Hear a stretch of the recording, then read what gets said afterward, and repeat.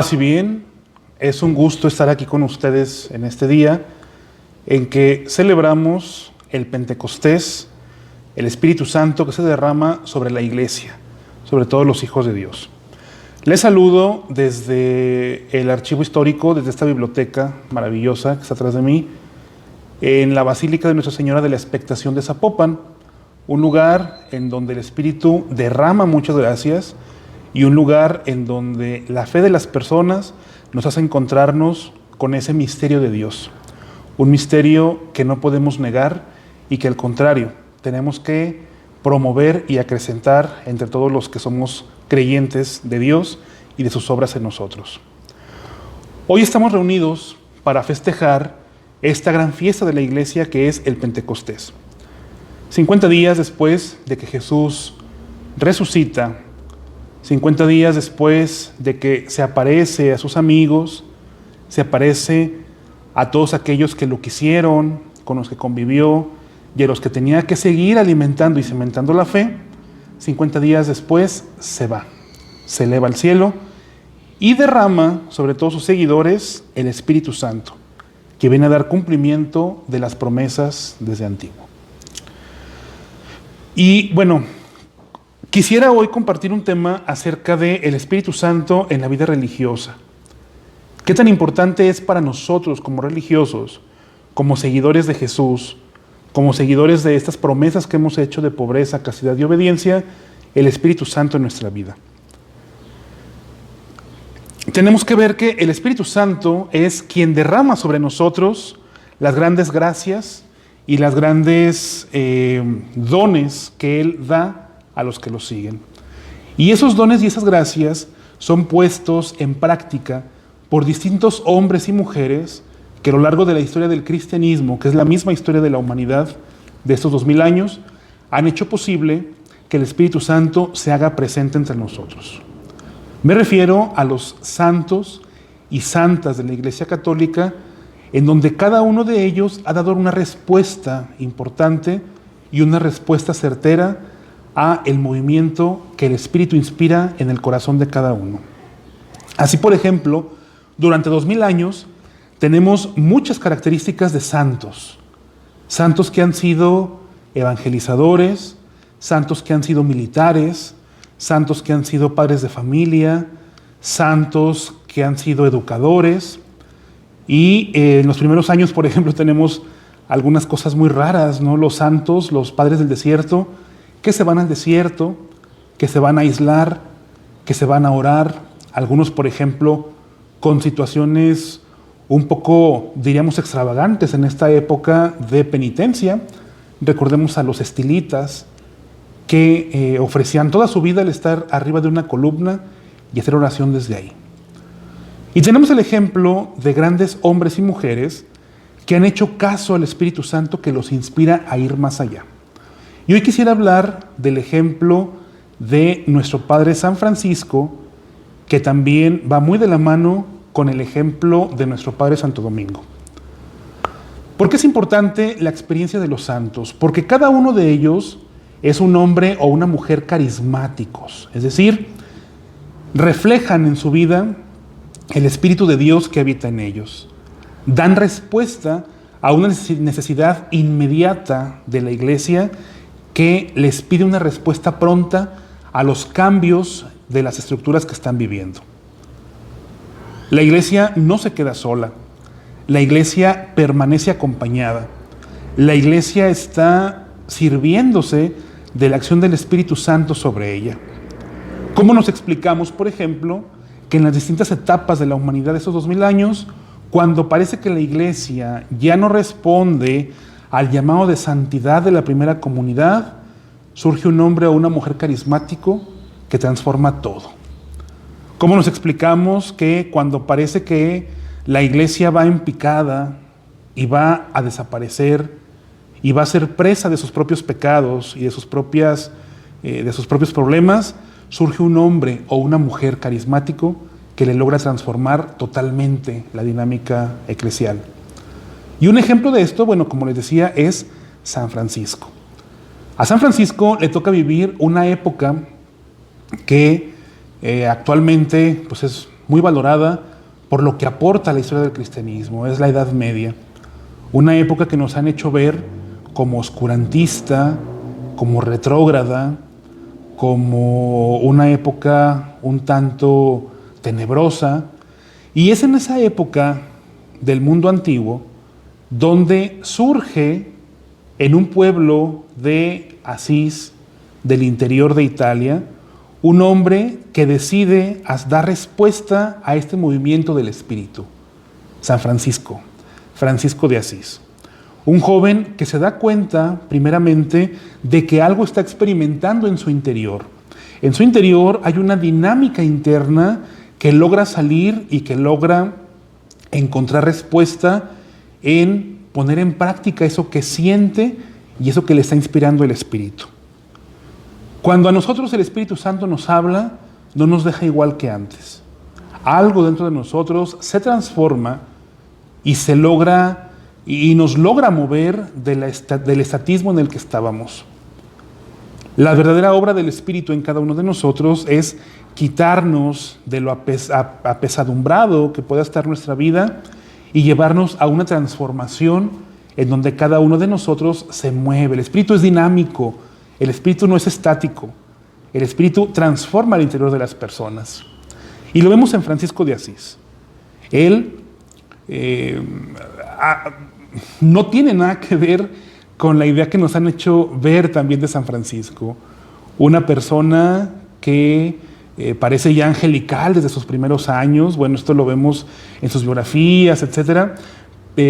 Parece ya que están predestinados por Dios para ser hombres o mujeres santos, estos de esta época. En las narraciones de sus biografías, en las narraciones de sus estilos de vida, lo vemos. Pero bueno, cuando nos adentramos a conocer la vida de estos hombres de Dios, de estos hombres carismáticos, nos damos cuenta que tienen un proceso de conversión. El Espíritu Santo los ha transformado y el Espíritu Santo ha cambiado todo aquello a lo que estaban apostando en vida para poder dar respuesta a eso que les está inspirando. Y es en encontrarse a sí mismo, saber quién es Él, para poder saber qué es lo que está sintiendo en el interior y qué es lo que lo está llevando a esa transformación interior, que descubre que quiere algo diferente. Es el Espíritu quien lo lleva a transformarse. Es el Espíritu quien lo lleva a optar por algo más de lo que el mundo le estaba ofreciendo. Ya no son sus sueños el de ser caballero, ya no son sus sueños el de ser un gran comerciante pudiente y poderoso económicamente y políticamente. Ya no son sus sueños emparentar con la nobleza de Asís. Él quiere otra cosa. Y no podemos explicarnos ese cambio radical en la vida y en el comportamiento de las personas si no es en clave carismática. Es el Espíritu Santo el que transforma y el que nos mueve a lugares insospechados.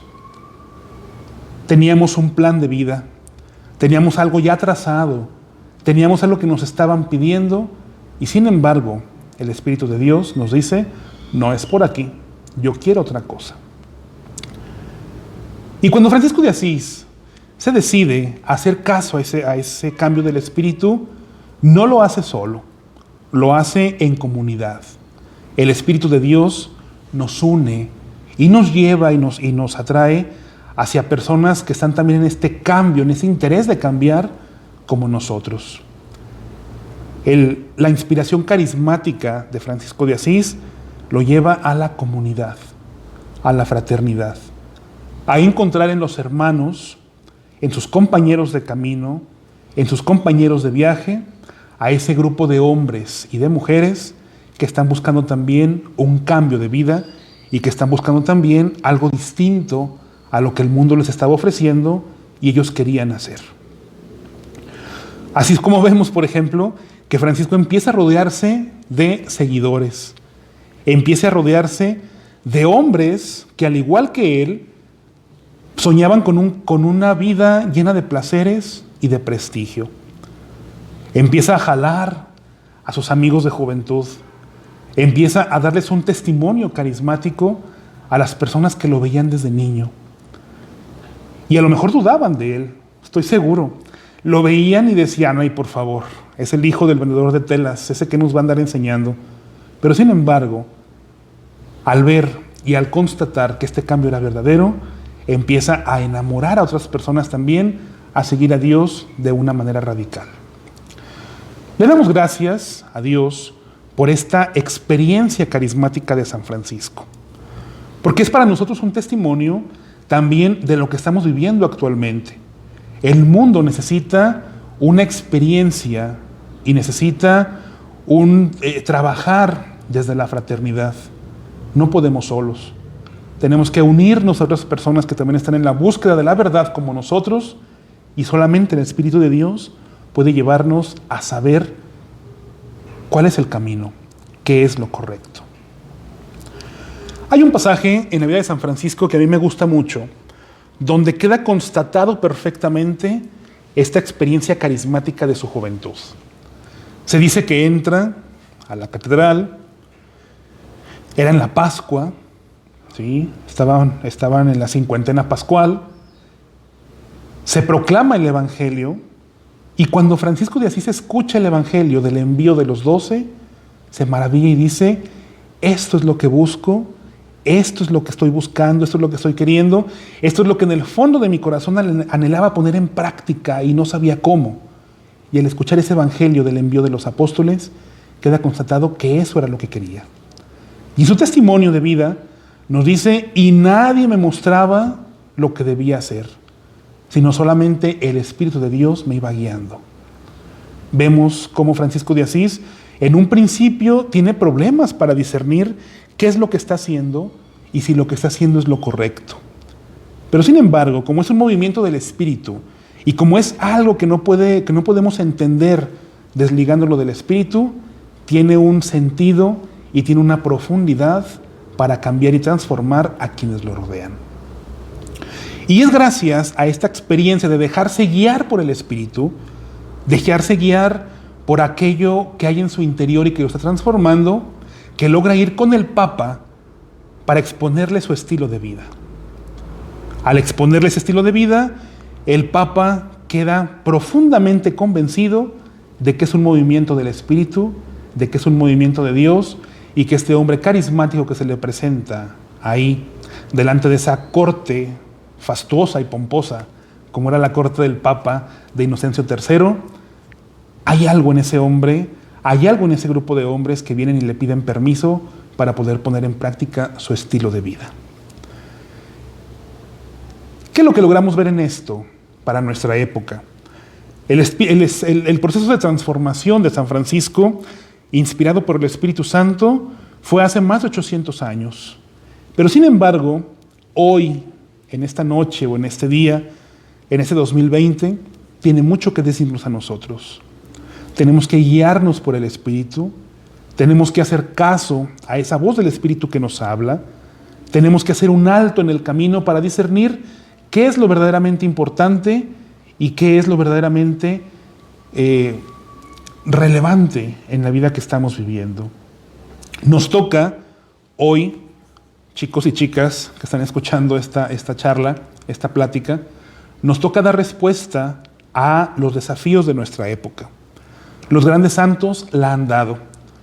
Nuestros padres Francisco y Domingo han dado una respuesta pronta a lo que el Espíritu les estaba inspirando. Ustedes, que están desde sus hogares, su trabajo, su escuela, escuchando esta charla, disciernan qué es lo que Dios les está pidiendo. ¿Contra qué herejías de la época hay que luchar? ¿Contra qué cambios en el corazón que lo hacen egoísta del hombre de esta época del 2020 hay que luchar? ¿Cuáles son los valores que hay que promover? ¿Cuál es eso que nos aparta de Dios y que no nos deja verlo con un corazón limpio y que no nos deja escuchar su voz en unos oídos abiertos al corazón del Señor? Démosle gracia porque somos testigos y somos hijos de estos hombres carismáticos de la historia de la cristiandad que han dado respuesta positiva a estos movimientos del Espíritu. Algo que tienen en común Francisco y Domingo es que la iglesia en su momento se les puso en contra. Un verdadero movimiento del Espíritu también simbra la iglesia y hace en un principio rechazarlo. Démosle gracias a Dios, como les decía, de que somos hijos de estos grandes hombres y que podemos poner en práctica hoy, en este momento, en el aquí y en el ahora, las virtudes y los valores que nos han heredado en este estilo de vida que hemos aprendido y que queremos seguir viviendo y heredando a las futuras generaciones. Me despido de ustedes hoy en esta jornada de reflexión sobre la vida del Espíritu, deseándoles el saludo franciscano de paz y bien, deseándoles que la paz del Señor inunde sus vidas, inunde su corazón, y el bien que podemos hacer a los demás lo hagamos sin mirarlo, sin tomarlo en cuenta para que después nos feliciten, sino darnos completamente. Paz y bien, dice San Francisco, y es lo que les deseo yo hoy a ustedes. Paz y bien.